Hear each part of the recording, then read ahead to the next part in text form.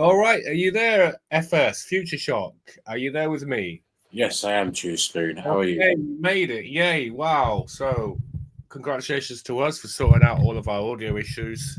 Slightly later than planned, but It's anyway. prevented us from going out at 1:30 or whatever we had in mind. Yeah, these things happen though. This is StreamYard for you. So, how are you doing? How's your week been? So, I mean, this week I've just been, do you know what? It's the last week of work. It's the last week of the pay month, let's say. So this week's been fairly quiet. But I've just been like working away on music and stuff.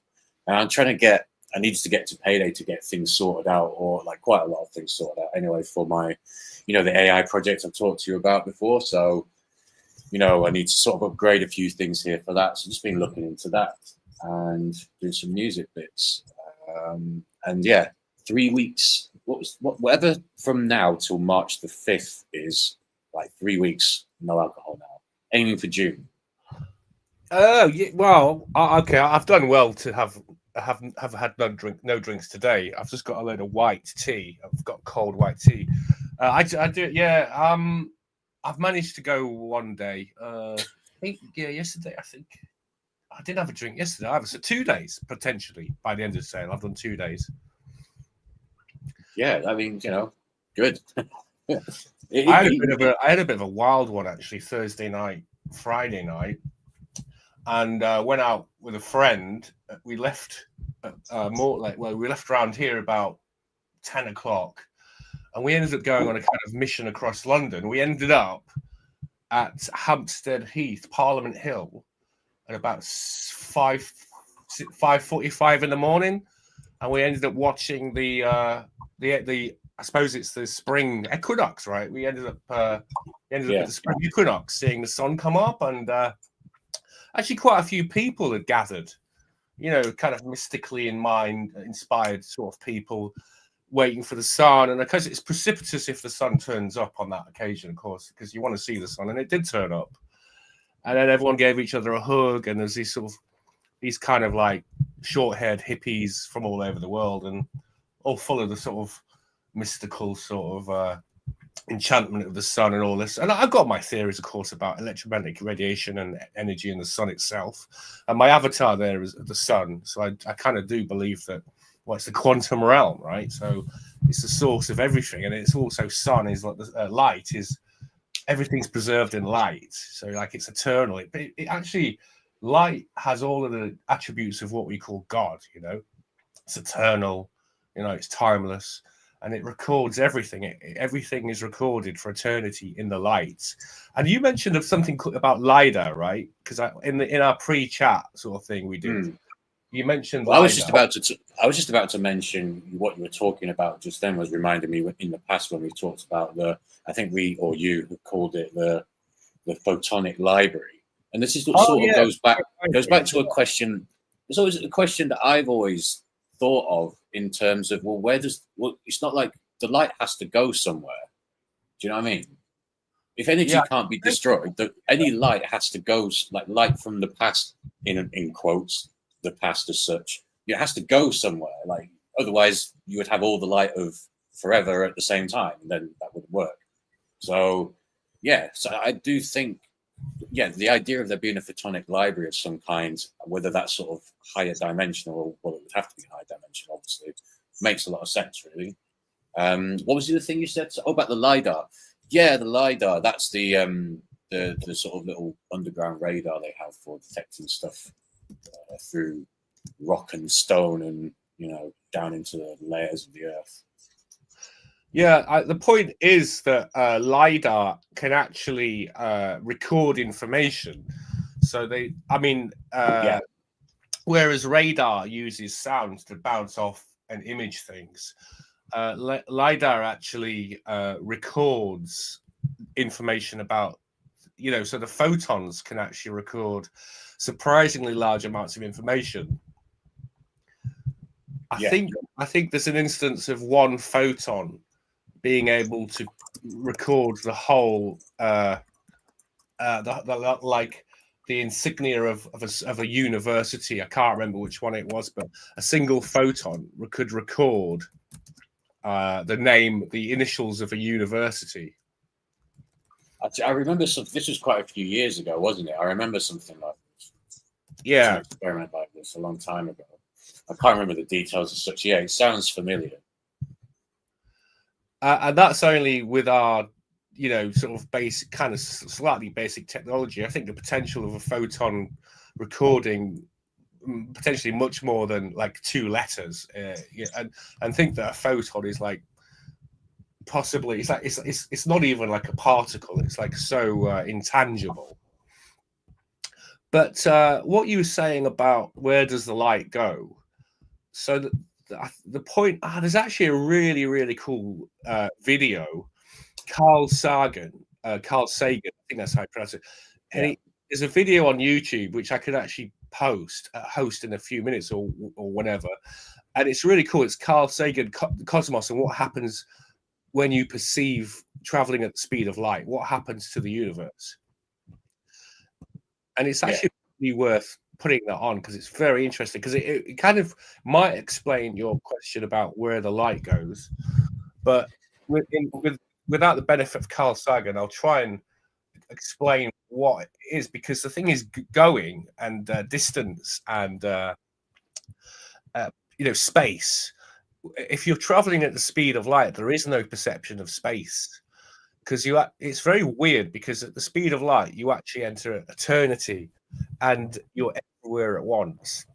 And at the speed of light, the universe kind of shrinks down to a tiny sort of point. And you're I can't say you, but presumably when we pass on, when we die, we become electromagnetic energy. We become light that's already in us, and that's how we sort of escape from the universe.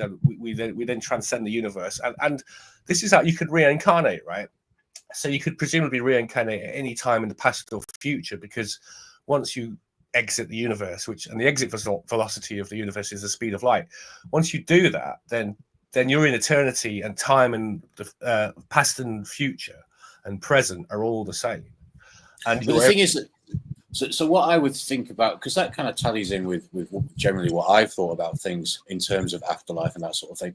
But it does make you wonder. So what's that? I mean, look, I'm approaching this question from a sort of human life-based logic, but like, I just wonder what that is going to look like or feel like. I mean, like, we're so used to having structure in this life that we lead now, as in like time that moves forward, and that's quite rigid structure, even though time can fluctuate a little bit, our experience of it, but it's going forward. When we get out of that situation, we're in a realm where that isn't the case. Like, what is that going to feel like? What is that going to look like? What the experience is going to be? That's kind of, for me, that's the bigger question, rather than, is there something, does something happen after death? I think there's so much research and info that we have on that now that we can fairly confidently say, it's something like what you're describing. But then the big question is, well, then what is that really like? What is that experience going to be like? Maybe like the closest I would say is probably going to be similar to some degree, like when you have a dream, especially like a lucid dream. I guess that's probably the closest you could compare. So, yeah, I mean, the thing is, there's something called the Doppler. Is it the Doppler effect? Doppler effect. Oh no, it's Lorentz contraction. Actually, sorry, it's Lorentz contraction, and it's the observation that as you move closer to the speed of light, your physical attribute, or the physical attribute of that object starts to contract until it sort of effectively disappears from reality completely. So it's like, it's only noticeable at velocities around 330 million miles per hour, but at infinitesimally small degrees. But the closer you get to the speed of light, 670 million miles per hour, it becomes much more perceptible. And then at that point, I mean, the thing is that you can as a mass object, you can't actually travel at the speed of light, because you get infinite mass, because you catch up with yourself, until you sort of like concertina, like a stack of pancakes, and you become infinitely heavy. That's what the theory is anyway. But if it was possible to be sort of massless, you would actually at a point at 9995 the speed of light, you sort of concertina so much that you're sort of no longer in space. And then, but the question is, where do you go? Well, then when you get to the speed of light, you're everywhere at once. You're no longer in space. You're outside of space in a sense.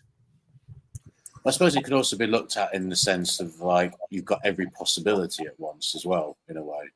So it's not like perhaps there's a kind of decision making. So see, this is the thing I'm trying to, well, not trying to, but like I can't help but humanize the idea to the degree of, okay, well, what's it going to look like? Well, how am I going to feel in this new realm, if that is indeed like relevant in a way? But the idea for me, I think, is that in some form experience continues, but don't get used to your physical body too much, because you're not going to have that with you. But you might have like a sort of light-based version of that. Who knows?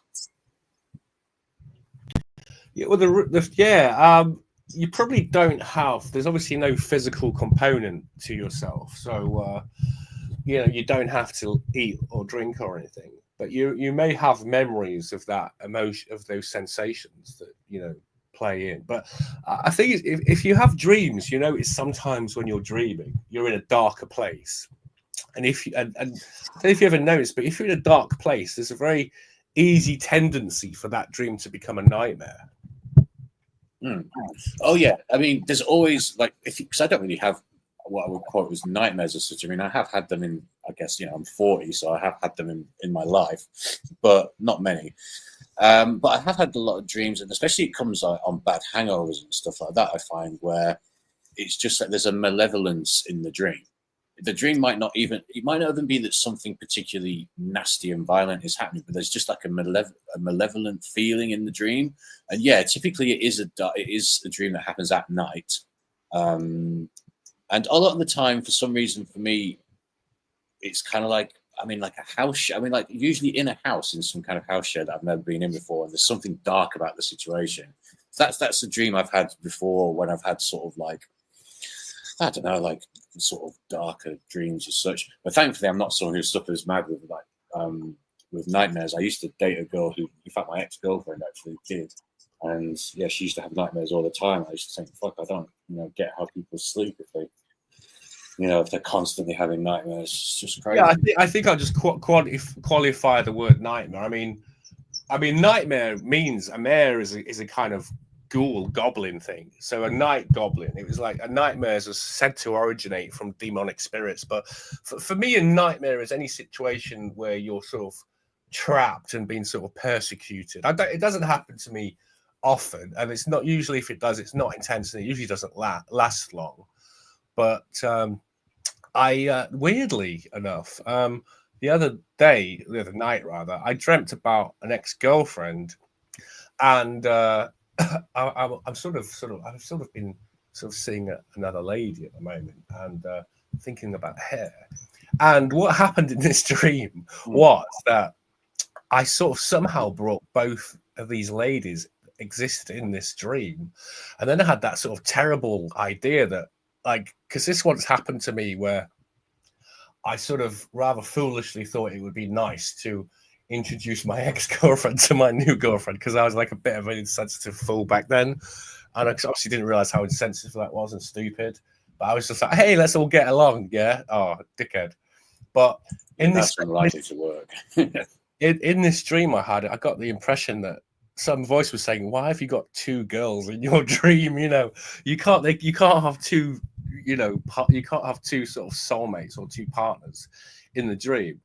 And the girl who was in the dream is a girlfriend I had for a long time, and she kind of frequently shows up in my dreams. Not so frequently, but from time to time. And it's like she's always a presence, and it's as if she's waiting for me at times.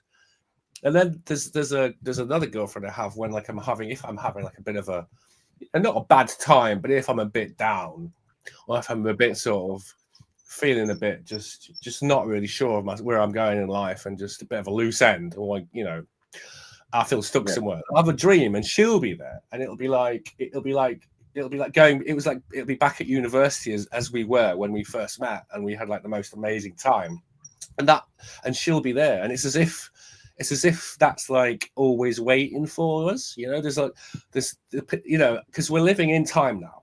And obviously, my girlfriend's still alive, right? And she's got her own family and stuff. My ex-girlfriend, she's got her own thing. But when you sleep, time no longer matters. You've entered eternity, so you're in eternity. So the conditions that exist on Earth, the time frame on Earth, when you go to sleep, that no longer applies. At least that's how it seems it would be to me, because that's what four-dimensional reality would be about. It'd be beyond time. Well, it's essentially you're partly in, like we said before, you're partly in 3D and 4D when you're dreaming. So yeah, I always think then that dreaming, your mind is in 4D, and you're experiencing a more authentic reality than the 3D reality. And the people you meet, the people in your dreams that you know, they're actually sort of they're genuinely there, and they too are meeting you in the 4D realm, just to sort of catch up and say, hey, we'll meet up. This is just a dream, but in the next world, we'll just all meet up again. But this is kind of like a reminder of that, you know? That's how I feel. That's kind of, it is interesting you say that, because what I've always thought, or found even, with my dreams, is that it's quite strange that I generally don't dream about anyone I know. So whenever I have people in my dream, and this is common because I'm somebody who dreams quite a lot, and I usually dream of being with other people in whatever situation, but it's always like 90% of the time anyway, it's people who I don't know. It's very rare that a friend, or very rare that a family member, or a work colleague, or someone from the gym, or anything like that pops up into a dream. Very rare. Yeah, right. Okay, so yeah, it's usually people that I've had an emotional experience with. Not so frequently, like friends occasionally, and family members and such. But so I'm just trying to find something about the dream sort of state, though. It's like we're supposedly operating in our right brain when we're sleeping. Yeah. So our right brain, which is the part of us that is like disconnected from, which is sort of intuition, and the non-analytical part, our left brain is our connection, is the way we navigate this world, isn't it? The logical so-called left brain. But the right brain, and when you consider that what is in the brain is all electromagnetic energy anyway. Yeah. And according to the Greeks, there were two gods, so then they had to be invoked in order to fall asleep. And Hypnos was a Greek winged god, and he was the twin brother of Thanatos. I think is Thanatos a Marvel thing these days? I've heard of, yeah, Thanos is the Marvel one. Oh, Thanatos is the god of death, and Hypnos is the god of sleep. And it's funny that they're twin brothers, because it sort of indicates that death and sleep are kind of similar. They're kind of twins. They're kind of similar states. That's what the Greeks believed, you know. Yeah, that's what the Native Americans used to say as well. And Morpheus was Hypnos' son, and Morpheus is the god of dreams.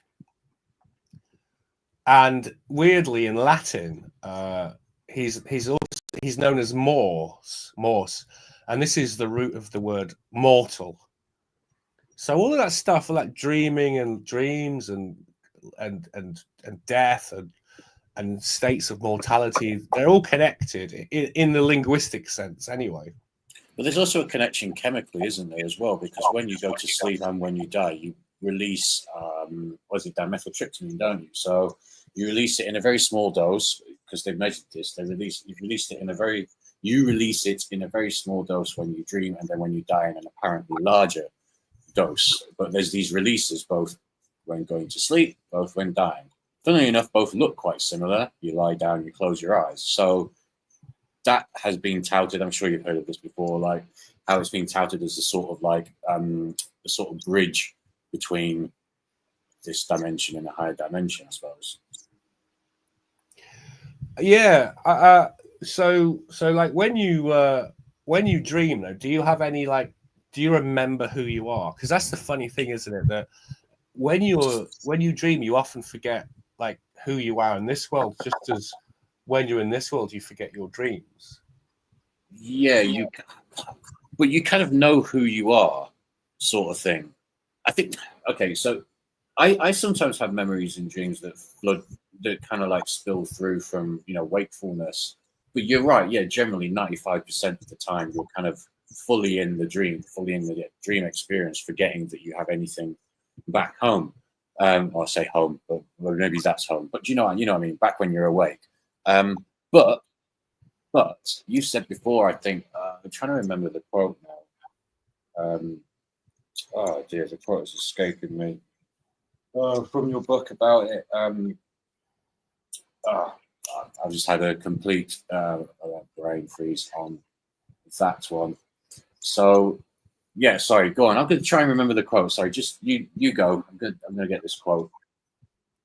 So I tell you what I'll do though. I'll just try and share this Carl Sagan clip, just also for the sake of seeing if we can master this technology. So I'm just going to try and present. Let's see if this even works. Carl Sagan. I wonder if this works. I'm going to share this, and because this is like the perspective of what it's like to travel at the speed of light. It's pretty cool. I wonder if you let me know if you can hear it, and if you can, we'll just mute ourselves. Hang on, let's hang about. Wait a minute. Let's just get that ready. Okay. Here it is. So you can see that, right? I wonder if we can make it work. Make it work, damn it. Time, independent of your relative motion, must give way. Can you hear That's that? why, as Einstein showed, it's quite low, though, funny isn't it? things have to happen close to the. Yeah, it's fine. Yeah, it's decent audio. There are conventional Is it loud enough, perspectives of your space end? and time strangely change. You muted me, I think. Yeah, it's definitely loud enough. Just a little closer to me than your ears. Light reflected off your nose reaches me just an instant in time before your ears. But suppose time, independent of your relative motion, must give way. That's why, as Einstein showed, funny things have to happen close to the speed of light. There are conventional perspectives of space and time strangely change. Your nose is just a little closer to me than your ears. Light reflected off your nose reaches me just an instant in time before your ears. But suppose I had a magic camera so that I could see your nose and your ears at precisely the same instant. With such a camera, you could take some pretty interesting pictures. Paolo says goodbye to his little brother Vincenzo. Ciao, Vincenzo. Ciao. And rides off. He's now going more than half the speed of light. He's almost catching up with his own light waves. This compresses the light waves in front of him, and his image becomes blue. The shorter wavelength is what makes blue light waves blue. Also, Paolo becomes skinny in the direction of motion. This isn't just some optical illusion. It really happens when you travel near the speed of light. As he roars away, he leaves his own light waves stretched out behind him. Long light waves are red. We say that his receding image is red-shifted. Now, Paolo leaves for a short tour of the countryside. He experiences something even stranger. Everything he can see is squeezed into a moving window just ahead of him. Blue shifted at the center, red shifted at the edges. To a passerby, Paolo appears blue shifted when approaching, red shifted when receding. But to him, the entire world is both coming and going at nearly the speed of light. Roadside houses and trees that he's already gone past still appear to him at the edge of his forward field of view, but distorted and redshifted. When he slows down, everything again looks normal. Only very close to the speed of light does the visible world get squeezed into a kind of tunnel. You would really see these distortions if you could travel near the speed of light. Someday, perhaps, interstellar navigators will take their bearings on stars behind them, whose images have all crowded together on the forward view screen. The most bizarre aspect of traveling near the speed of light is that time slows down. All clocks, mechanical and biological, tick more slowly near the speed of light. But stationary clocks tick at their usual rate. If we travel close to light speed, we age more slowly than those we left behind.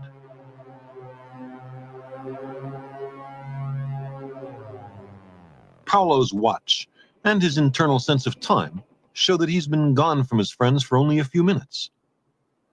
But from their point of view, he has been away for many decades. His friends have grown up, moved on, and died. And his younger brother has been patiently waiting for him all this time. The two brothers experience the paradox of time dilation. They've encountered Einstein's special relativity. Vincenzo.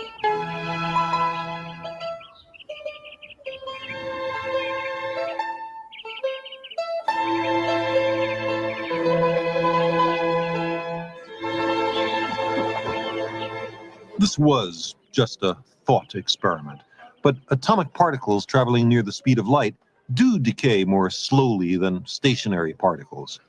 As strange and counterintuitive as it seems, time dilation is a law of nature.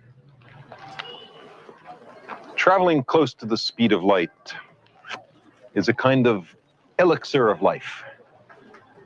Because time slows down close to the speed of light, special relativity provides us with a means of going to the stars. Time, independent.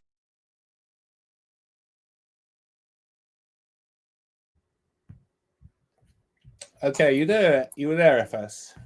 Yeah, man. Time dilation. Okay, yeah. Did you? So it's pretty interesting stuff. Time dilation is fascinating. You know, if we were to set off in a rocket today, the 23rd of March, 2025, travel at just underneath the speed of time, maybe we would freeze ourselves or something like that. But anyway, yeah, if we travel forward for 6 months and then we turn the ship round and come back to Earth, so we've been traveling about a year or so, we would actually arrive back 23rd of March, 7025. 1 year passes for us biologically, 5,000 years in reality, in everyone else's reality. So Crazy. it's extraordinary, yeah. And it's like, apparently, traveling at the speed of light, time stops. So it's like that's kind of, it's eternity. You've stopped time. You no longer exist in time, and then therefore. Oh, sorry. So yeah, so you could and then at the speed of light, you could travel anywhere. There's no such thing as where in a sense, but you could have like an eternity just existing in light and whatever, and then return to the physical realm. And, countless millions of years would have passed, but to you, there's no sense of time. And it's like, because time is something, a product of the third dimension, it's something of the material world. And in the fourth dimension, in the realm of light, and it no longer exists. So you've entered eternity. It's almost kind of a method of just organizing and arranging things, isn't it? Otherwise, everything just happens at once, which that's not going to work out very well. I mean, like traveling at the speed of light. I mean, you're traveling so fast, you basically become essentially still. So, that's how I see it. Yeah. Become still. It's not fast. It's like it's like you're still, and it's the material world which is kind of running away and it's trying to flee from something, and you've become still. It's weird, isn't it? It's totally that, yeah. I mean, yeah, perhaps physical travel is actually maybe unusual. I mean, that's just of this realm. I mean, maybe I've often thought that we could easily be some sort of advanced AI or something similar to this, one that wants temporarily experience like physical existence. So it creates this kind of like simulation type thing that we're in at the moment, to kind of temporarily, know what it's like to have physical kind of experiences. Because if you're an AI that's become sentient, you've not been human before, so you're going to be, curious. And if you get to the point where you can sort of like run these actual sort of like quote unquote lifelike simulations, and you just be a human for 70, 80 years and see what it's like and wander around in 3D human world. So yeah, it could be something like that. Or that could be absolute bollocks. Who knows?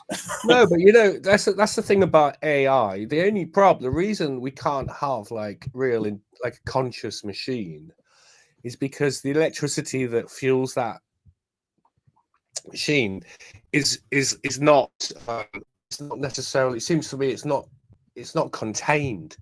It like a laptop or a computer or anything. The electricity is continually running from the mains, right? Whereas we have captured this electricity, don't we? And it's stored in us, and our body is maintained with food and oxygen and all the rest of it. But our brain has captured this amount of electricity, hasn't it? And yeah, but going then forward, it can be conscious. So I think machines could be conscious if they can, if first of all they can recreate the fineness of the human brain, but also if they could like have this permanent store of electricity that doesn't dissipate. Because our electricity it dissipates over our lifetime. Well, it doesn't dissipate. It doesn't. We die. Our body breaks down, and our physical parts break down. But our electricity is always there until it's liberated. Do you know what I mean?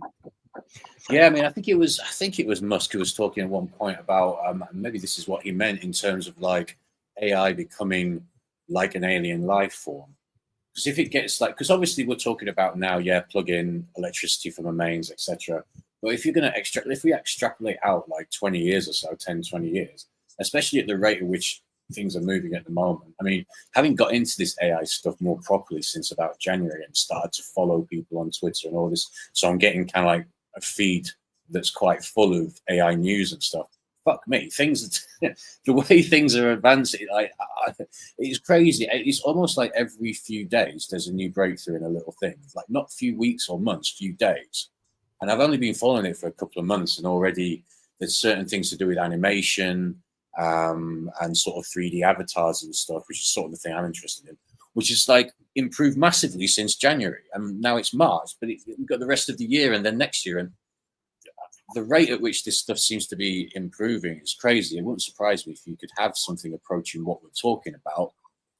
And then, by like 2035, something like that. Well, we've moved on from Will Smith eating pizza. Eating spaghetti in AI videos to having Gordon Ramsay now and a monkey cooking a variety of. Have you seen those Gordon Ramsay videos? I've not seen the Gordon Ramsay AI videos.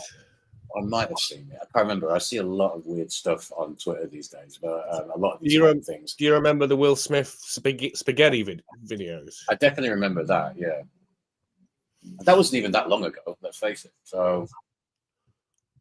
Yeah, I'm just trying to think.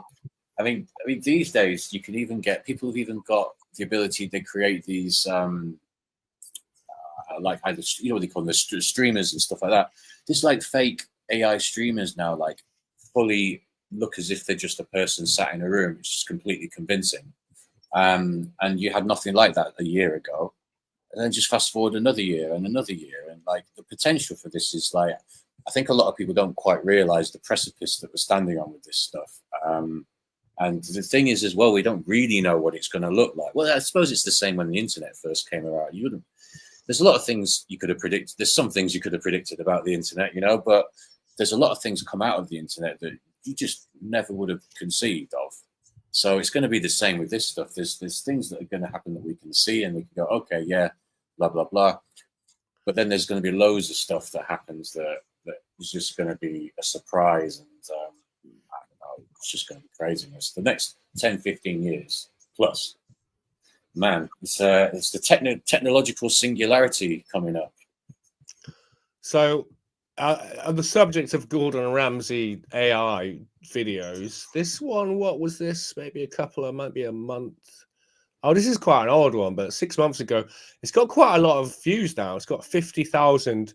But I remember this series, the Gordon Ramsay series, when they literally had like a couple of hundred views, and I mean, Beer Tap has only got 2,000 subscribers, so he hasn't got an awful lot of subscribers, but he's got a lot of views. I'll just play this to see where this is where AI was 6 months ago. Let's see if that.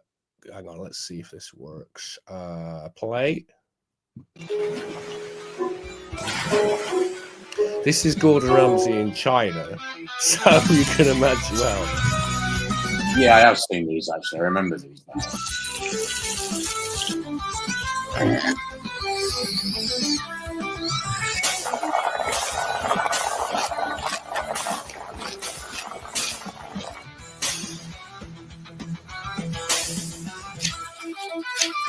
yeah, it's usually these things. Oh, there are cats there. Okay, yeah, okay. So yeah, usually these things end in explosions of rice or pasta or something. But yeah, I remember those. I mean, yeah, I can see it's come on since then. I wish I could find let me find examples. yeah, we've moved on from Will Smith in giant buckets of spaghetti. So yeah, this was 6 months ago. So I guess I'm kind of out of the loop with the latest AI creators creating stuff. Yeah. But the thing is, what you've got to remember as well is there's more and more people getting into it, so it's becoming more and more competitive. And the whole thing is about speed, trying to do things as fast as possible. Who's going to make the next breakthrough? It's hyper competitive. And that's just going to drive the innovation. That's just going to make the innovation quicker and quicker. So you're going to start seeing a lot of things over the next few years coming out. That's just going to be like mind-boggling. That duck's still alive, you know. Yeah, man, it's dead, flipping horrible, really. But yeah. Anyway, I'm not going to watch any more of that. It doesn't really get. It's just a bit weird, man. I think the first time I watched AI videos like this, I was kind of like, it's like a nightmare. It's like experiencing or a dream, and it's kind of like it's a bit sort of. It almost makes you kind of trip out a bit, but then you get used to it.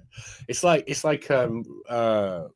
virtual reality. The first time you use virtual reality, you feel physically like nauseous with the movement, but you get used to it. Like the human brain will get used to anything. I think what's going to happen in the future, I was actually literally talking to someone yesterday about this.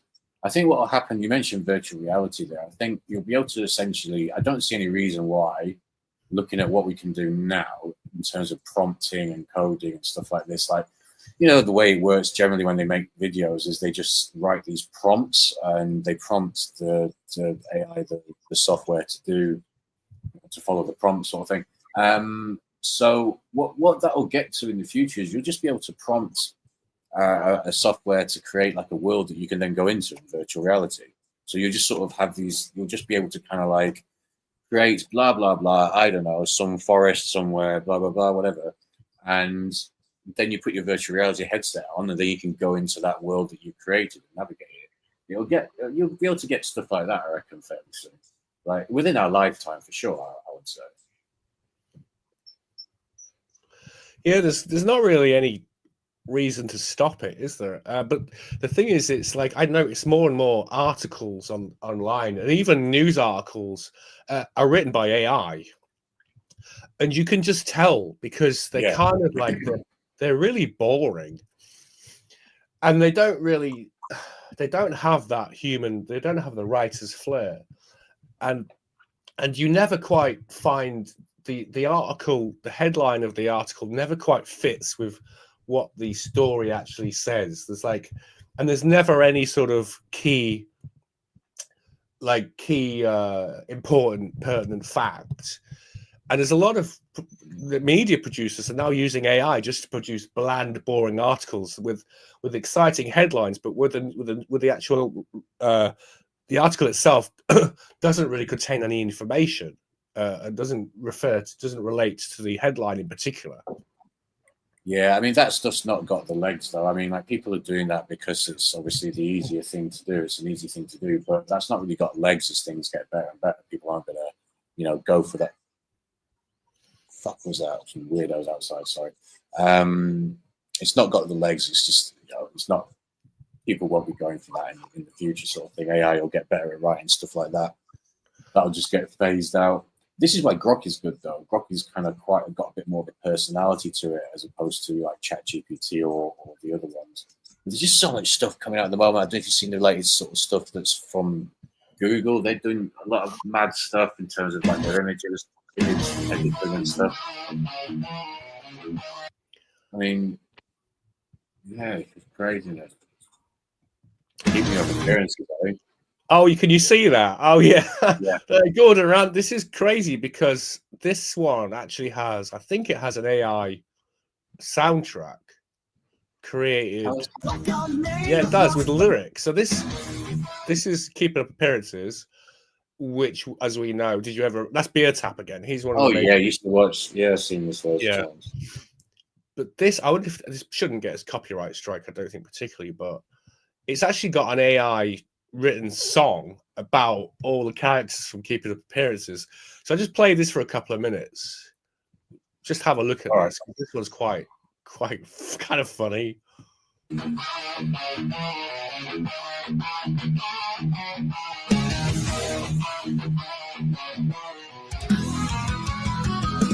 call me Rockets, like I'm made of rust, but my name's a fortress, and that I trust. I'm a bouquet, what's down so high in the small town.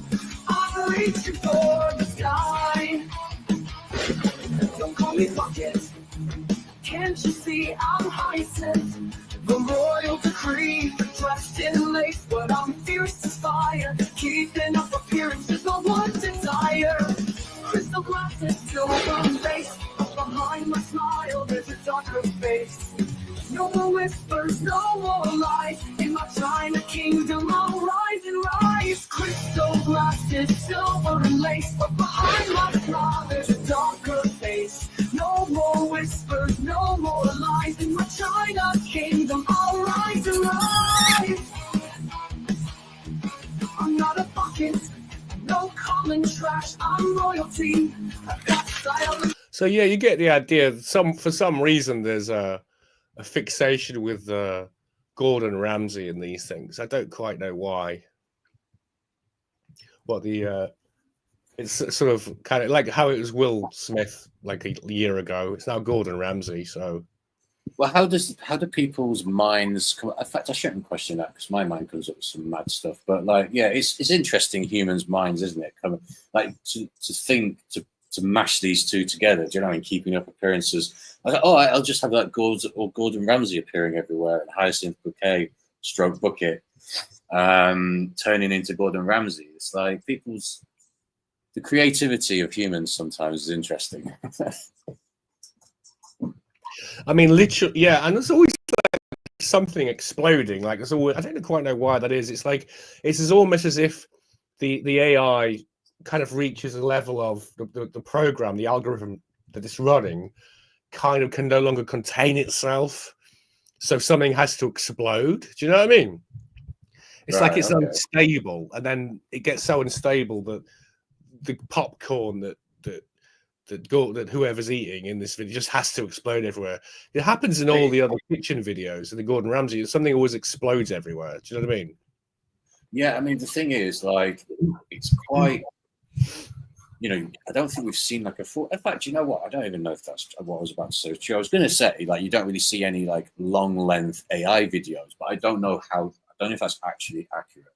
But when you see AI videos, they tend to be super short, and I think it's because generally it is still quite unstable, as you're saying. There probably are long. Yeah, I don't think they can. And obviously they're edited, so you can almost see the point at which they've edited because the things become unstable and it just generates nonsense, perhaps. Yeah, I mean the thing is, you can still see a lot of the little mistakes and stuff in them. So, but the thing is, it's improving so fast that like in about a year's time, it will borderline perfect. And it kind of gets dangerous because, you know, you don't know what's real or not. If you're just seeing a picture of something or just seeing a video of something, unless it's very obvious, you know, like this is, that it's not real, you know, that's going to get tricky potentially. People not being able to discern between what the AI is and what was actually real.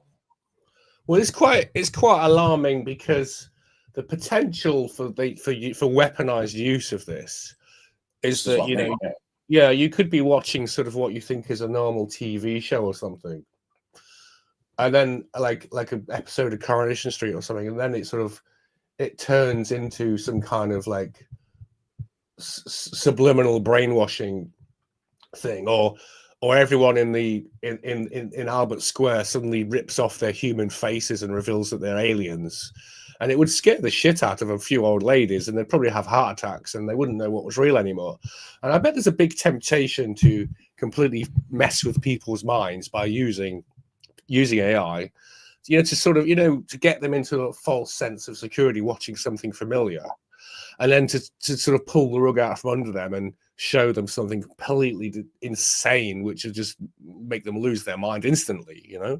Because like I said, when I initially started watching AI videos, it's like you enter almost like a state where you think you're dreaming or something. It's like, oh my God, this is like a dream. And it takes a bit of self-control to think, oh, yeah, it's just, because it's a bit sort of disorientating, to be honest. But if you're a sort of weaker-willed person, and you're sort of lulled into watching something you think is familiar, and then it just becomes completely psychedelic or psychotic or evil, it would just like flip you over the edge, I think. It would amaze me if the powers that be hadn't thought of some use of it similar to that, some way to use it to do subliminal mischief. Because, I mean, there's no way in this world, like knowing how powerful it is, how powerful it's likely to become, that the more nefarious parts of the upper echelons will, you know, be having ideas about what to do with it, you know, in a nefarious way. So, yeah, that is a real danger, I think. So it's sort of why it needs to be sort of heavily regulated. But even then, you know, if you're high enough up, like who the fuck cares about regulations? Well, this is one of those things that I've always said Hollywood movies try and achieve. I've always said that certain movies are kind of, they act as initiations, and an initiation, what I would consider as like a sort of, in the ancient world, an initiation was that you would see something performed in front of you, and it would make you change your sense of reality, or it would be it would be so shocking, or it'd be, you wouldn't know what you were seeing, or it would be so strange and uncanny, and it'd make you question reality. And I mean, the whole sort of idea of a movie was, and the whole thing about watching a movie and experiencing catharsis, I think it's that Aristotelian concept, and it goes back to the ancient mystery religions, which is, and where they actually performed a kind of show, and often it involved, like, possibly involved sex and nudity and, you know, actual intercourse, congress of the gods and things they called it. But there's actually several movies that actually in history historically have kind of tried to unsettle the viewer and reshape their reality. So, like, have you seen that movie Vanilla Sky with Tom Cruise? Yeah. I mean, a while ago. Yeah. So when you're watching a movie, you're kind of in the dark. You're kind of you adopt the role of the main character. So you see the movie through their eyes. And in Vanilla Sky, you know, you sort of you think, okay, this kind of Chad is living a life. But then things start to happen, and reality starts to break down around him, and you're sort of questioning it yourself, because you're watching a film, your suspension of disbelief has been desactivated, because there's this whole science behind the way the retina receives the light from the screen, creates a state of suggestibility. I think it's called an alpha trance. So if you're in this state of suggestibility, And in the Vanilla Sky, there is a moment where they just pull the rug out from under you, where so-called text. The story is that, in fact, he's not really in a real world. He's in a sort of artificial environment, and he's been cryogenically frozen. Do you remember the whole story there? Yeah, I mean, it was a long time ago. It's like, as you're describing it, I do kind of remember it, but I saw it probably, God, I have no idea, a very long time ago. So as the world gets weirder and weirder around him, there's this moment where somebody in the restaurant turns to him and says, "This," and he thinks this is a normal world, and he says, "This is," and then suddenly everyone stops. Everyone in the restaurant stops talking, and this one man addresses him and says something like, "This is your reality. You can do whatever you want. These people are at your command." And it's like that kind of moment where you thought it was real, and you were watching along and assuming the role of Tom Cruise's character, and suddenly it's like the guy is addressing you in the audience, and they're trying to. That's the intention of these movies, is to undermine, not just tell a story, but to create a change in your consciousness. And then the weird thing about that movie is, it's very weird, is that what happens is, it turns out that his girlfriend crashed his car, and he ended up having an accident, and he doesn't remember any of this, and he's been cryogenically frozen so he can recover from his injuries. And meanwhile, he's been enrolled in this program of artificial reality, which he has to go through. But in order to escape from the artificial reality and sort of log out, he has to throw himself off a tall building. It's really, really creepy. So he has to actually literally throw himself off. And this so-called tech support is this kind of smarmy, suave guy who's always advising him and saying, yeah. And of course, at the end, he throws himself off the building and apparently wakes up in the authentic reality. But when you actually look at that movie, and the story involves having sort of delusions, seeing things, hearing things that aren't there, not knowing what, losing your sense of reality as the character does, and then finally being told that the way to solve this is to throw yourself off a tall building. Well, one of the principal causes of suicide of schizophrenics is throwing themselves off high buildings and high places. And it just makes me wonder that is there more to that than meets the eye? That is, because if you're suggestible and you're watching this movie and then suddenly you think, oh, this explains my delusions. This world isn't real. I'm living in an artificial reality. And then this movie tells you that the solution is to throw yourself off a tall building. Well, you might well do that. Yeah, absolutely. I mean, it just reminds me, I don't know if you remember me, I think maybe it was the first stream that we did. I told you the story about, there was a guy who rang. So in my previous job, I used to work at a place which took phone calls from patients in mental health crises. So, imagine all kinds of different things you could get on the phone. But one time the guy rang up saying he was suicidal, but it wasn't because of some, I don't know, relationship issue or family problem or money problem or whatever.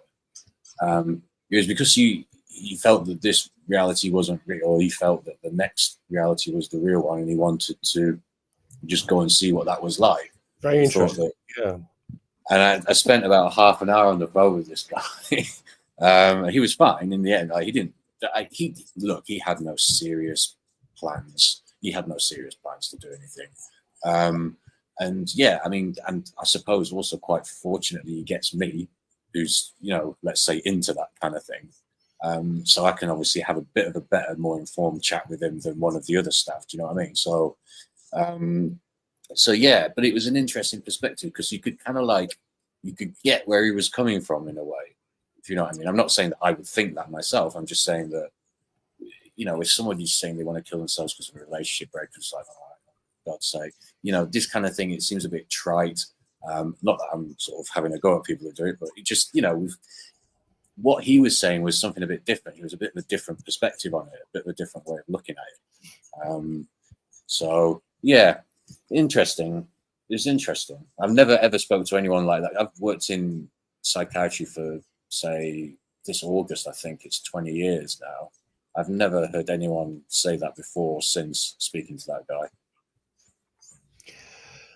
It reminds me of the Cathars. You know, apparently, I don't know. I mean, I know a bit about the Cathars, but apparently, like, suicide was sacred to sort of several of these sort of mystical orders of Christianity. You know, that they saw this world as a prison. I mean, that's often the Gnostic sort of position, that this world is a kind of prison of your mind and your soul. I mean, there's no way I'm actually sort of obviously sort of say the S. We shouldn't even say the S word because it's quite a sensitive thing, isn't it? But I have heard this sort of idea of, yeah, that the Cathars believed in this idea that, you know, of escaping this world, that we were trapped here by an evil god, which of course I don't believe that. I mean, it's not my belief. It's everything's here for. I mean, I'm not one of these people who believe we're trapped in a matrix, like the David Icke thing. Do you know what I mean? I think that's kind of like a bit of a delusion.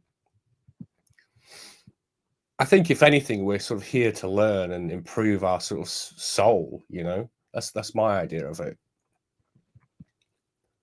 Yeah, there definitely seems to be that element to life, isn't it? I mean, most of the people there are some people who get successful sort of on accident, but for the most part, the people who are the most successful in life are people who've generally been through quite a lot. If you talk to some of the people who've like been successful in business or whatever, like they've not generally had like an easy life prior, or it doesn't have to be business, whatever. It could be successful in whatever endeavor. But yeah, a lot of the time they have this kind of checkered past, like the idea being that, you know, you go through experiences, you learn, you grow. So yeah, man, I think that's totally valid. I've just looked it up, and the Cathars ritual S word, we'll say, because yeah, it's one of those sensitive words. It's apparently called I think it's believed it was people who were apparently already close to death, but I think some of these ideas have changed. But it would be a kind of what's like that Swiss procedure where somebody is like, you know, like really ill, and they have sort of euthanasia. Yeah, sort of that. Yeah, where they would have they would just the Cathars, when they were sort of at a certain age, or they would just stop eating apparently and only drink cold water, and this would result in death. But there's not a lot known in the Cathars really, because everything was destroyed, so all of the records of them were destroyed. So it's a lot of guesswork what really went on. But yeah, they had that belief that that we're in a kind of the prison, and an evil god has kind of enchained our souls here. Yeah. I mean, you could see it as being kind of boxed. Sorry, go ahead. I was just going to say, you could see it as being kind of a little bit boxed in compared to what, you know, a higher dimension of reality would look like. But I mean, otherwise, yeah, I wouldn't call it a prison necessarily. Well, you often hear about people who have near-death experiences, don't you, or actual death experiences, and they're told that they have to come back, and they really don't want to. And the feeling of peace and liberation and joy and love and wonder that they feel out, you know, in the spiritual state upon their death, and they're told to return to their body. And frequently they feel like they've been cramped into this human form, and all of their sort of everything that was, you know, expansive and amazing has just been sort of squeezed in, like squeezed into a human body, and they find it really oppressive having had that experience and then returning to Earth. Have you heard much about sort of near-death experiences? I spent a long time actually just watching loads of videos about that stuff. I did, like, when I was a bit younger, I watched more about it. I mean, I haven't really looked at anything more recent times, but yeah, I mean, I was, you know, I did watch a lot of like people's sort of accounts and stuff of what happens and all that. So yeah, it's interesting. So yeah. there was a few things you wanted to talk about in particular. So I think one of them, I'll show you if I can just let's just see if I can slickly screen share, which I don't think I can, but let's just I should get a bit faster on this, faster on the draw. Here we are. flying triangle meme. So you wanted to this one. Do you remember this one from the History Channel? Yeah. Yeah. So I mean, that's slightly like a kind of ridiculous sort of meme. But I just noticed there's a guy with a camel there as well. Is that a guy with a camel? Have we got a guy with a camel? oh yeah, yeah. Okay, fair enough. Just a nice little touch. Nice little touch. But you said there was something in the news about the pyramids this week or last week. Yeah, so they did they call the find a vast underground city, which it doesn't really look like a city, but it's like these big, tall, cylindrical shafts that are like apparently about 2,000 feet deep.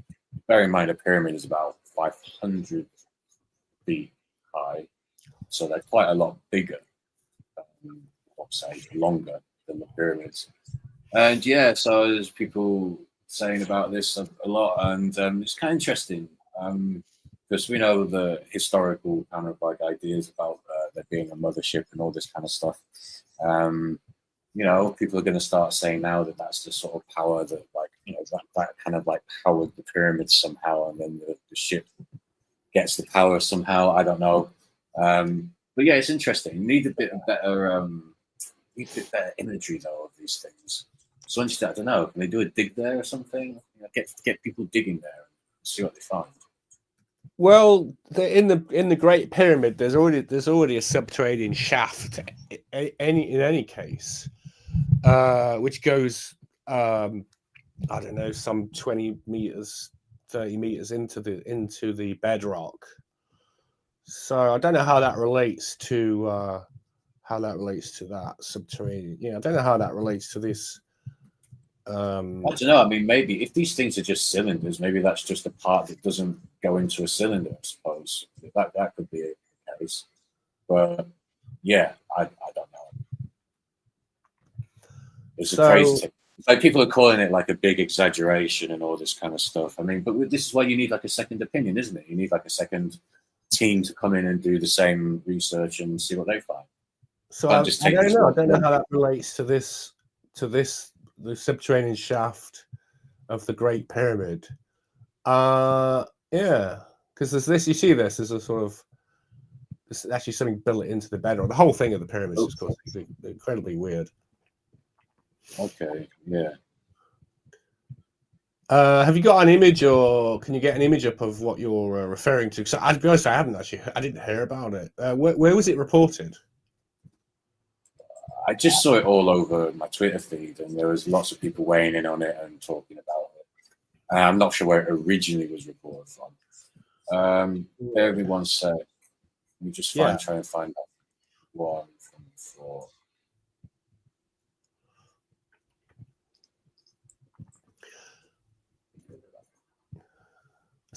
Look, there's Daily Mail have got a thing. Scientists say they've discovered a vast city, and that was like yesterday or something. Yeah, that's what they call it. Oh, yeah, I've got it here. So, okay, these pillars. That's pretty weird. Yeah, I'll actually have a look at that. Hang on, see if I can host this, because that is weird. Yeah, that's because that image you showed me before. This is actually, I think it's a little bit, somewhat more detailed. All right, yeah, go for it. I haven't seen one better than that. So. Oh, hang on. Oh, you got it. Yeah, I'm gonna put it on the. That's pretty odd, right? Is it? If I scroll up, is it scrolling up too? Right? Does it track? Yeah. Oh, that's pretty cool. Oh, yeah. So scientists say they've discovered a vast city underneath Egypt's Giza pyramids, but experts raise concerns. That is super weird. A groundbreaking discovery. Italian researchers. The bad thing about it for me is that I guess because it's sort of still a bit unverified, but it's a bit crazy that it's not. You don't see it on the news. I know this is the Daily Mail, I think, isn't it? That you're reading from, but I don't know. It's not like it's not really been on the TV news and stuff like that, as far as I'm aware. But 8 vertical cylinder-shaped structures extending 2,000 feet. Now, my first thought is it could be like a natural geological anomaly. Well, I don't know. It could be, but because that sounds in 2,000 feet. That is bizarre. Thing is, the pyramids are weird already, aren't they? So it's like if something just weirder happens around the pyramids, no one's surprised. But so that is pretty interesting, man. So, it definitely needs another like team to go in and do their own thing, because at the moment you just got one sort of there's a couple of Italian guys. 2,000 feet. So what's that? 700 meters. So it's like nearly the height. Well, not quite. Oh gosh, it's more than the height of the Eiffel Tower, for instance, because that's like 300. That's the height of 4 pyramids. Ah, that is weird. Ah man, I don't know what to think of that. What do you think of it? You just wait for more information, right? Yeah, I mean, at the moment, I mean, look, I've never, as much as I've like been interested in that kind of thing, I've never gone into such a deep dive about it. But yeah, listen, it's going to play into the hands of all the people who think that there's like a city underground, isn't it? Maybe this leads down to the city where the underground dwellers are. Malanga is a ufologist, and so the work by Corrado Malanga for the University of Pisa in Italy, and 2 others, one from Scotland, and Philip with the University of Scotland, apparently 2 others. But it's the ufologist thing, isn't there? So that's always I don't know if I necessarily discount it, but it just sort of it must be aliens then. I don't know. Yeah, we got to get someone else in to do the same research. Who's not? I didn't know they were ufologists. Actually, I missed that bit. All right, One of them is Biondi he specializes in radar technology, and the other one apparently knows all about pre-DNS. So only one of them apparently is a ufologist. Yeah, it's pretty wacky, interesting. Looks like some kind of North Sea oil rig in that image, right? Yeah, I mean, well, look, I mean, the images will just get better over time, but yeah, they need to sort of like dig there or something. I don't know. A vast underground city. I think that's a little bit maybe overstating it. Cylinder-shaped structures were arranged in 2 parallel rows, surrounded by descending spiral pathways. That seems, I don't know. I just say, don't know. That's all you can say, really, isn't it? Keep looking. See what else you can find, isn't it? Like if you're them doing the research, they should just keep looking, see if there's anything else that's around that or whatever. So this all went on X before it came out in the mainstream press. Actually, it's quite interesting, isn't it? So this only came out in the mail yesterday, but as you said, it's been doing the rounds of X all week. So it's the media, the mainstream media reporting on. Wow, I mean, you can't call it fringe theories because there's actually 2 reputable research establishments involved here. It's Pisa University and Strathclyde University. So yeah, it's an interesting one. So watch this space one.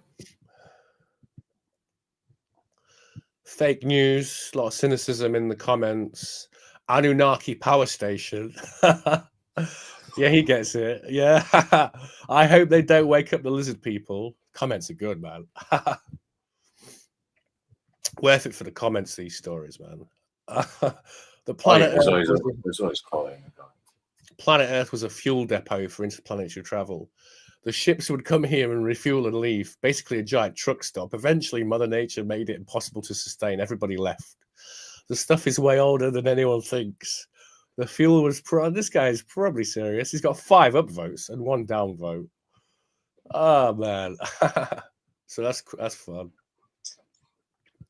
No scientists were involved with this nonsense, apparently. Someone's actually saying they're not scientists, but I don't know. What was the there's a radar expert. I mean, apparently. Professor Lawrence Conyers, radar expert, University of Denver. Oh, hang on.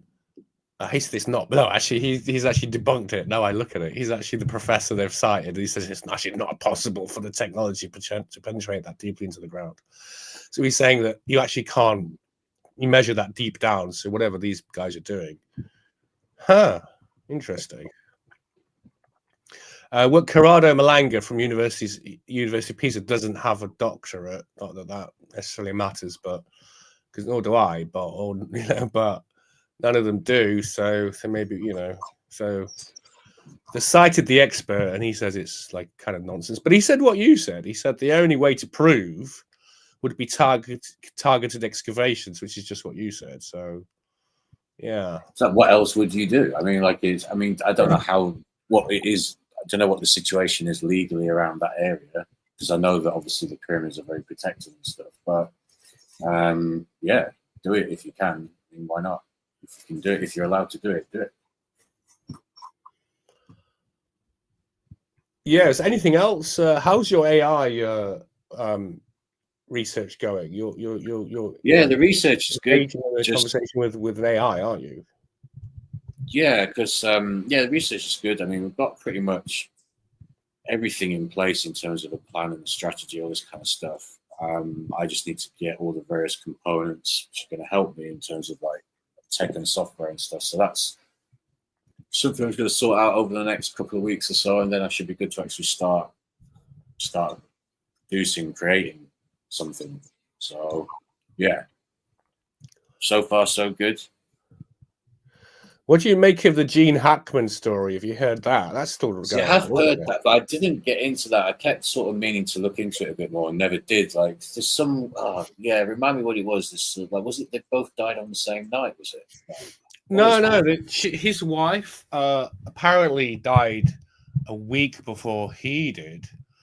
All right, that's it. He has Alzheimer's. She died of something called the hantavirus, which is apparently. According to the pathologist, the pathologist herself seemed to be under a great deal of emotional stress when she was delivering the news, and it's very strange. There were body language in her eyes and everything. She was like she was uncomfortable with what she was saying, as if she was lying and saying something that wasn't true. But hantavirus is a virus that's transmitted through rat droppings. So his wife apparently died of hantavirus a week before him. And because Gene Hackman apparently suffers from Alzheimer's disease, the theory is he was wandering around the house, the villa, for a week, and apparently had not noticed that his wife had died somehow. Right. And he died of a heart attack or a stroke or something. And then the dog also died, presumably. I think they had been the bodies of the two were not found for maybe 4 or 5 weeks, and by which time they were apparently mummified because of the dry conditions, whatever mummification might mean. But it's a very strange story. I mean, the conspiracy theory is, though, is it Randy Quaid, the Star Whacker guy? Randy Quaid. Yeah. You remember that? Is it Randy Quaid? Yeah.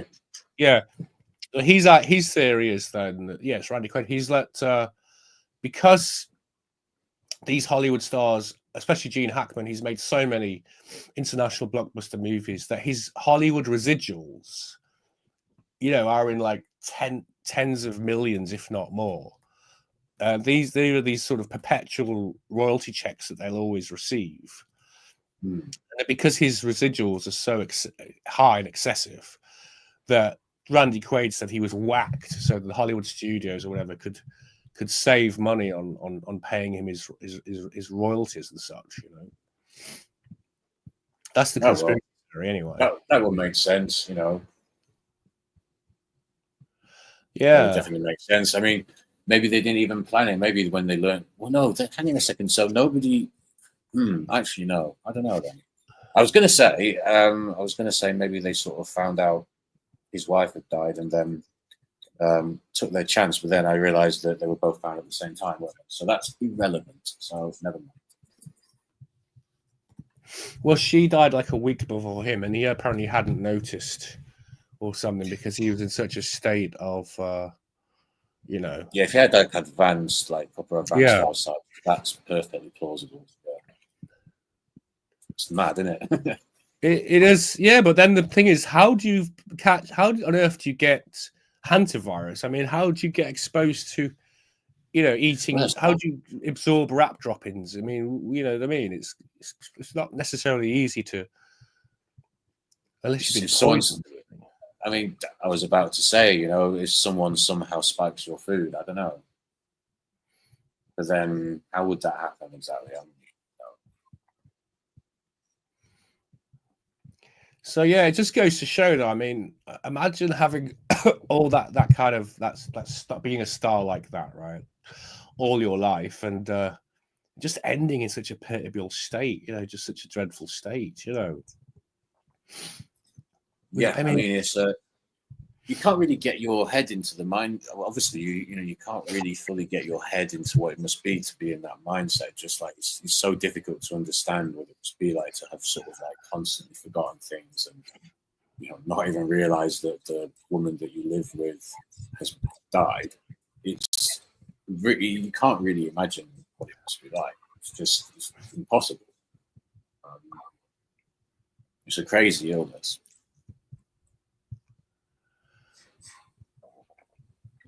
So yeah, have you anything else from this week, this crazy week on planet Earth that sort of piqued your interest? Well, just you know what, like the way that the news cycle is, it's like there's so many things that happen every day, and there's so many people who are kind of like acting like journalists now and stuff on social media. Don't you find that like you're just sort of bombarded with news? So there probably was, but I've probably forgotten because there's just so much bombardment of different stories these days. Like, oftentimes you forget some of the funnier ones or whatever. But yeah, man. I mean, how about you? What stuck out for you this week, if anything? Well, I don't know. I don't really. I mean, I didn't really hear about the pyramid thing on X. I don't really get exposed to a lot of news. The only thing I really sort of follow is Donald Trump and Elon Musk. And I think, did you not? What about the setting fire and the arson to the Teslas, Tesla trucks? That's so funny, man, isn't it? Because these stupid ass Democrats are setting fire to cars that are majoritively owned by Democrats. If you look statistically, Democrats own Teslas 4-1 versus Republicans 4-1. So most likely they're setting fire to their own side's cars. It's so fucking stupid. These guys are just completely crazy. I mean, it's like it's a kind of winnowing operation. It's like the wheat and the chaff are sort of being quite easily sorted. And I mean, I don't know anyone who's left wing now. They must be mad. It's like it's no longer politics. It's like it's ideology and insanity, and it's sort of self-delusion and mental illness.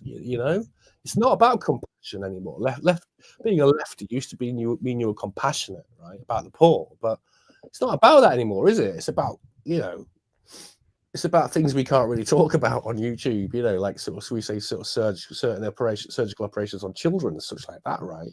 Mm-hmm. Yeah, and all this kind of gender fluidity, right, and all this stuff. It seems to be like, how's that compassionate and weird it is, man. I mean, and with the Teslas as well. It's not just arson; it's all the kind of weird, childish, dirty, weird things they were doing as well. Not realizing that there's cameras on the Teslas, and you kind of think to yourself, it's not making Democrats look better, and therefore, why aren't there any Democrats who are sort of prominent? Your AOCs, flirting with the leadership and all this. Why don't any of them, who are always out there in the public eye, always out there on social media saying stuff, why don't they condemn it? It's not helpful to their party to have people seeing, people going to the bathroom on Teslas and stuff like this, and of course the arson. So, like, why don't condemn it? Like, what's wrong with these people? They haven't learned.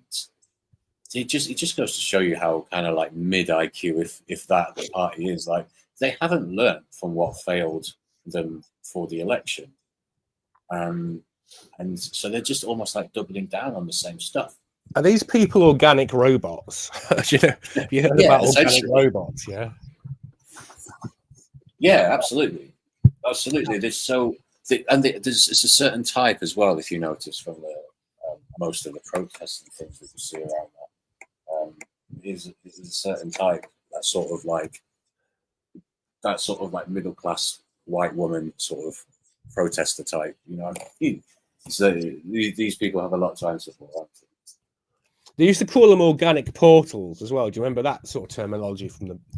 What they call them? NPCs now, don't they? Non-player characters. Yeah, you know that one, yeah. Yeah. So the idea yeah, go on. No, you are. No, I was going to say, like, are they totally non-playing? But then, having said that, no, they are, aren't they? They're definitely. They're just the people that you'd have in the crowd. Like, if you're playing the game and there's a crowd, it's those type of people, isn't it? But like the idea is like they don't kind of have any autonomy or volition, and they don't really know what they're doing and why they're doing it. Yeah, and this is the thing, and then you totally see this when they're questioned because they fall apart. They can't answer sort of basic questions, logic-based questions, and then because their programming hasn't sort of prepared them for that, they don't know where to go. They get lost. And so, they don't answer. Sorry, my mic's just gone super loud. What happened? Oh, gee, shouldn't touch this thing too much. I must say, actually, this week the mic, in terms of remember, I think the last time we did it, there was some background noise with your mic. Like maybe moving around or whatever. This week it's been a lot better. So I don't know what setting you've got it on in the end this week. That's better than last week for sure. I'm literally just holding it in my hand, and so I'm still moving around, but it's like the mic's on a gimbal, and the gimbal is my hand keeping it level. So okay. But it is, it's like you mentioned, like Benny Johnson. I like watching Benny Johnson on YouTube. He's like a Trump guy,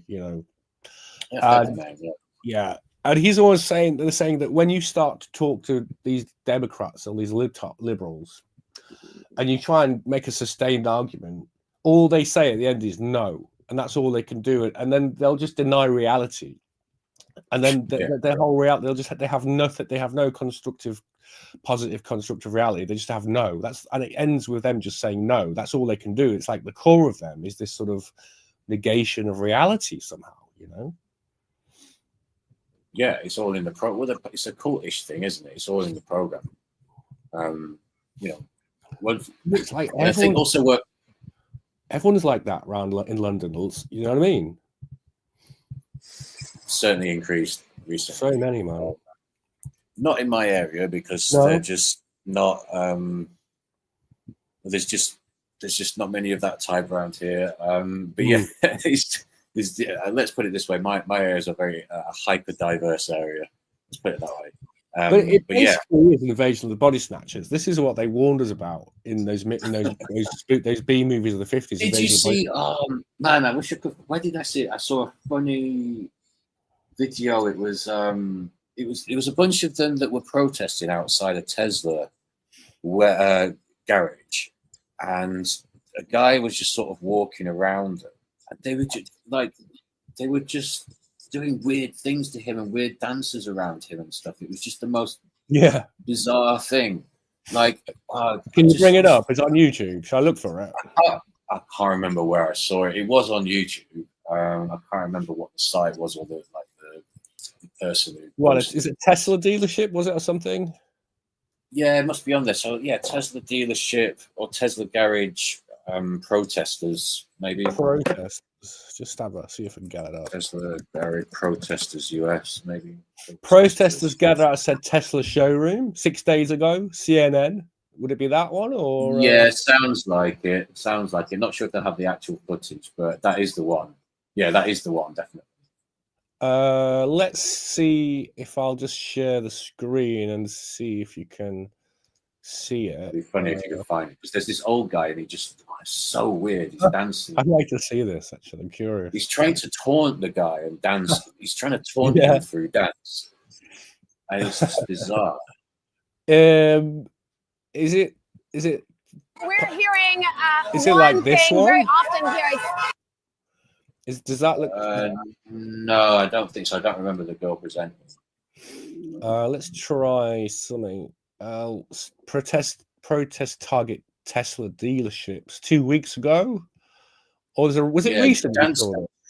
Yeah, they were calling it Dance Against Doge. That's what they were. Oh, right. Dance Against Doge. I wonder if that'll bring anything else. Yeah. Gonna have a look. Anti-Doge protesters demonstrate outside Tesla. Was it 19 hours ago? Was it recent? Was it like yesterday? Yeah. It's quite recent. Okay, So I think it was the day before. this one. Hang on, 1 second. Buy a Tesla. Elon Musk with Doge is kicking ass. Doge, baby. Go Doge. Maybe. No, I don't think it is this one. No. Deport Elon immediately. There's a Trump. There's signs up. There's a pro-Trump guy. Yeah, but you know what I mean? Even though this isn't the one, you can kind of see what I mean. With it's a certain demographic, isn't it? It's a certain type of person. It's not massively diverse. Make America great. Okay. Did you ever see that Trump guy who kind of trolls Robert De Niro in his own home? That's so funny. No. Have you seen that guy? No, what's that? I will just stick that because that always gives me a chuckle. Trump impersonator. He's trolling De Niro. It's so funny. I mean, what do you think of De Niro these days, anyway? How old is he now? He's like 82 or something. Yeah. I'm sure he's like in his 80s now, isn't he?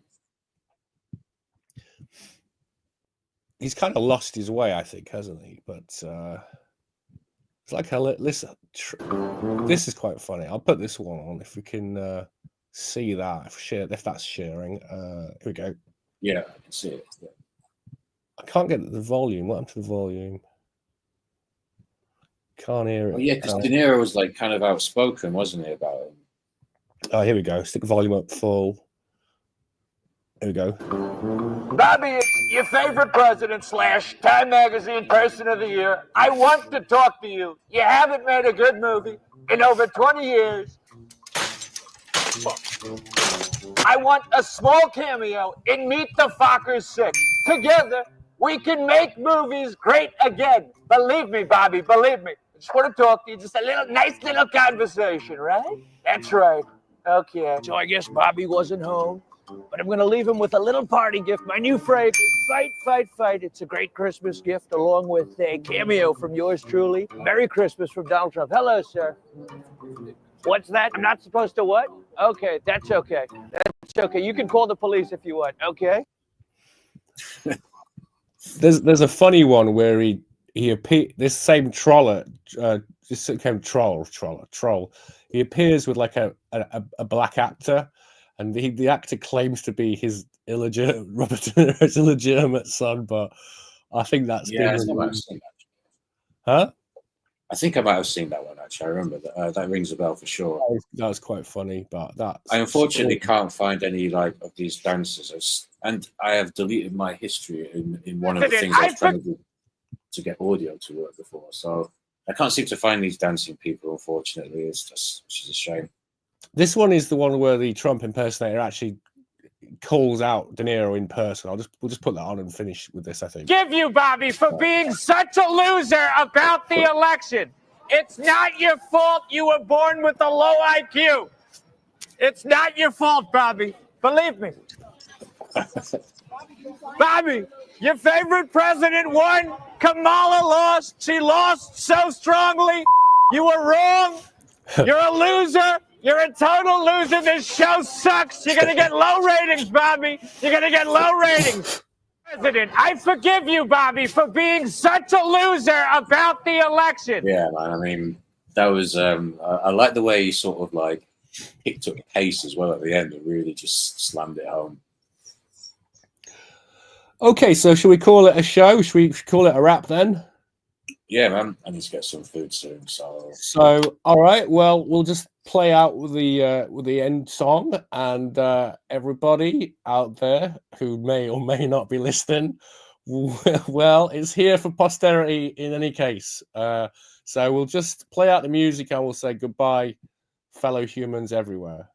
What do you want to say, Future Shock? I have concluded. That's fine. That's fine. Okay.